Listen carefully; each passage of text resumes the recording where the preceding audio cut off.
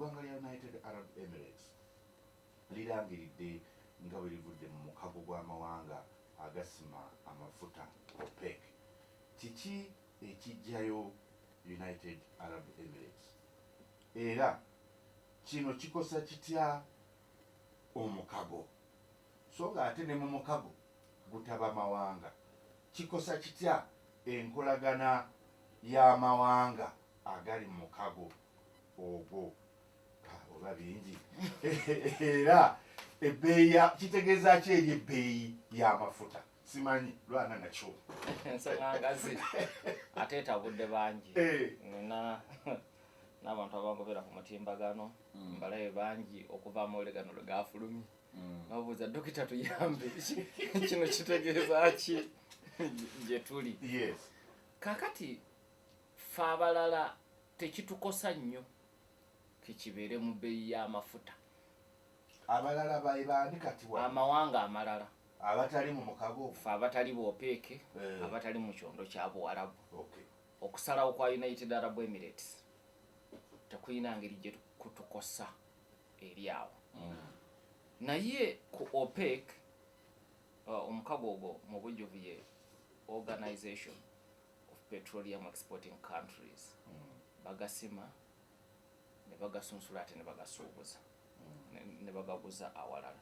So gwongo omukago gugenda kunafuwa naye nagwo tegujja kugwa kubanga gukyalina bye gutuukiriza eri bammemba abali abasaale mu kugutandika.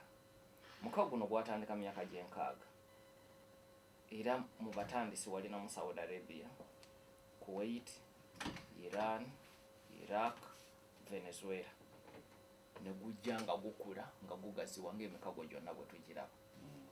Olwaleero kati gweyubula ne gufuuka ne OPEC plus ne bagattako n'amawanga amala. Kati OPEC plus eweza amawanga 23. Ekyamazima guyise mu kusoomoozebwa okumala ebbanga era UAE si yensi egenda okusooka oguvaamu. Qatar yavaamu, Indonesia yavaamu, Ecuador yavaamu, Angola yavaamu. Omukago guno gujjukirwa nnyo mu mwaka gwa 1973 lwe gwateekawo ekikoligo eri amawanga gonna agawagira Isirayiri obutagaguza amafuta era omu ku baasinga okukosebwa ya Amerika. Ogwo gwe mulundi ogwasookera ddala bukya lubanga lwa Mindi amawanga naddala ag'Abawarabu okwogeza eddoboozi limu ate eddoboozi eryo ne liteeka ensi ku bunkenke. Kyali tekibangawo 1873 era tekiddangamu kubaawo kubanga bwe kimala okubaawo Amerika yakinogera eddagala n'esikayo Saudi Arabia n'emuteeka mu nkwawa. Kati nga bali abala tebakyasobola kuddamu kulowooza ku kikoligo kya kika ekyo. Mu kiseera ekyo era OPEC lwaki yali esobola okukankanya ensi nti ku mafuta agaali gakozesebwa mu nsi yonna ekitundu kimu kyakubiri kyali kiva mu bammemba b'omukago ogwo. Wetwogerera bingi ebikyuse nga amawanga amalala gazze ne gayiikuula amafuta nga mu kugafulumya basinga n'amawanga mangi mu mukago ogwo. Ina amawanga nga Amerika, ina amawanga nga Norway.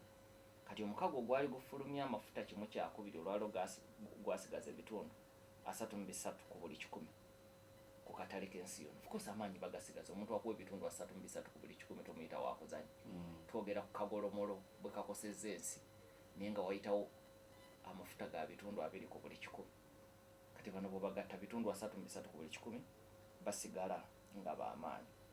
So okuvaamu kwa UAE omukago gujja kusigalawo kubanga ebigendererwa ebirala bikyasobola okutuukirizibwa nti omuntu oba ekitongole oba ekibiina ekirina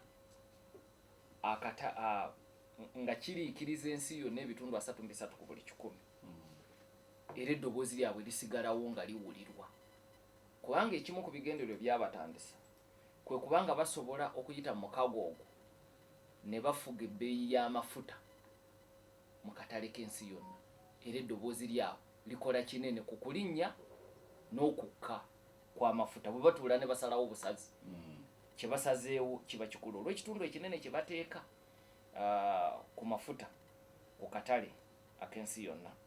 So ekyo kisobola okusigazamu bammemba abalala bangi. Naye bwe nzirayo ku kibuuzo kye ekyasoose, kiki ekijja UAE mu mukago guno? Tekyewuunyisa, ensonga ziwera. Ekisooka, ensonga teri emu ziwera. Ensonga esooka, UAE ebadde emaze ebbanga nga yeemulugunya ku bukwakkulizo obuteekebwa ku bammemba mu mukago guno obw'amafuta ge balina okufulumya. Mukago gukuteekako obukwakkulizo si gw'osobola oba gw'olina nti gw'otunda. Bo bakusalirawo galiwa gw'olina okutunda, kubanga omwo mwe bayita okusobola okufuga ebbeeyi y'amafuta ku katale k'ensi yonna. Kubanga singa buli omu aga nti ateekeko nga bw'ayagala, gajja kusukka obungi tugagule mu ddibo. Kakati OPEC kyekirwa kyamu bagiyita nakateero. Abagiyita kateero baga lwekitereka buli muntu n'ateekayo ne tweyagala. Wano Uganda liita ne tugigula ku 100 oba 200. Kakati so kati UAE si mativu n'ekyo. Emyaka egiyise etadde ensimbi mpitirivu mu kwongera obungi bw'amafuta ogayikula n'ogasunsula. Olutalo lugenda okutandika luno olw'e Iran, kuba kati nayo okugasuubuza kizibu kuba ogayina okuyita wali mu kagolomolo, embeera eriwo tugimanyi.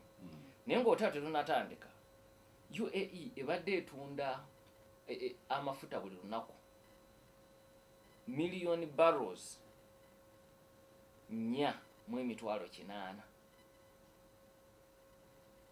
Sorry, sige badde etunda, ago ge badde efulumya 4.8 million barrels per day. Yesima nesunsula. Naye ng'omutemu ate gweyina mu OPEC gwa million barrels 3.20. Kati eyina balance ali wali nga tejja kumutunda. Kati ebadde egugulana nnyo ne bannaayo mu mukago guno nti kyemutuwa kitono, naye nga teetadde ssente mu kulinnyisa omuwendo. Ekyokulabirako bw'otunuulira ebibalo byabwe, Muzungu kyayita projections, ne omwaka ogujja ogunaatandikira abadde babala nga ne ku bipipa 2 barrels bye tubaze million 4.8 bagenda kuvaako bayingira obukadde 5 omwaka ogujja. Kane kibadde tekijja kuba na makulu nga muyingidde obukadde 5, naye ng'OPEC bagamba mutundako million 3.20. So kakati eyo y'ensonga esooka ebajjayo. Naye wabaddeyo ebirala ebibakuumirayo, obwa Sseruganda, enkolagana n'ebirala. Naye nabyo bizze bikosebwa okusika omuguwa n'okuvuganya mu by'obufuzi mu kyondo kya Buwarabu wakati wa UAE ne Saudi Arabia. Okusika kaabwe omuguwa kubadde kumanyiddwa, naye gy'oyinza okuyita entikko y'okusika omuguwa okwo twagirabye mu Desemba w'omwaka oguwedde. Ennaku z'omwezi 29 Desemba 2025 Saudi Arabia yasindika ebikompola ne bikuba emmotoka ennwanyi eza United Arab Emirates ezaali mu luseregende nga zitwala byakulwanyisa nga ziri mu ggwanga lya Yemen. Jjukira mu Yemen oyina Abahuthi be bafuga nga bali mu kibuga ekikulu sana. Mu bukiikaddyo obaddeyo n'ebiwayi 2 ebikola gavumenti ekkirizibwa ekibiina ky'amawanga amagatte, ng'ekiwayi ekimu kiwagirwa Saudi Arabia, ekirala kiwagirwa UAE. Kati omwaka oguwedde ne bafuna okusika omuguwa okw'amaanyi, buli omu ng'apokera ababe ebyokulwanyisa. Omulabe bamuvudde nako Omuhuthi, kati bo bennyini bafuuse balabe. Kati UAE eba etambuza ebyokulwanyisa ebitwalire bali Saudi Arabia n'ebikuba. Kati ekyo nabyo kyali kipya nga tekibangawo nti abooluganda basobola okutabuka naye babaako ne bwe bakoma. Ng'Omuganda bwaga nti abooluganda bita bwe bikoonagana tebyatika. Kasa bituuka ku ddaala ly'okwatika ate kiba kirala. Kati ekyo nabyo kyali kirala nnyo 29 Desemba. Abooluganda okutuuka okukoonagana ne batuuka ku ddaala ly'okwatika. Saudi Arabia teyakoma awo ng'obulumbaganyi bwakabaawo, negamba UAE ejje buli musirikale waayo eyali mu ggwanga erya Yemen. Nejjukira bagendayo bonna nga bakoze n'omukago ogwawamu kye bayita coalition. Kati Saudi Arabia egamba UAE vaayo. Kakati ekyo kikulaga embiranyi wakati wa Saudi Arabia ne UAE, ate nga Saudi Arabia kumpi yekulembera OPEC. Era omukulembeze w'ekiwayi kino ekya UAE mukudduka ngaddukayo nga bamuli bubi bano ab'e Saudi, yayitira na Somalia eno kusemazenga wa Africa ate alyoka addeyo eri mu kyondo kya Buwarabu adduka ekibabu. Ebyo bipya bya nga tufundikira omwaka oguwedde na guno nga gutandika. Kakati ebyo bw'obiteeka ku bbali, waliwo entalo ezisukka naawo e Yemen ne zijja ne kusemazenga wa Africa. UAE kati gyetandise okuwagira kumpi mu lwatu bamukwata mundu nga naye enoonya amaanyi agaayo. Saudi Arabia ebadde yeetwala okumala ebbanga nti mu mawanga geeteetera nago ag'Abawarabu n'ag'Abayisiraamu, yo ye namuziga kwe beetooloolera Saudi Arabia. Kati UAE ng'eyita mu bikolwa eby'okuwagira bamukwata mundu eringa eyagala okusangulawo ekyo. Mu Libya erina bamukwata mundu beewagira. E Yemen tukirabye, e Somalia tukirabye, ne mu Sudan tukirabye bulungi ddagala obuwagizi bwe bungi buva mu ggwanga erya United Arab Emirates.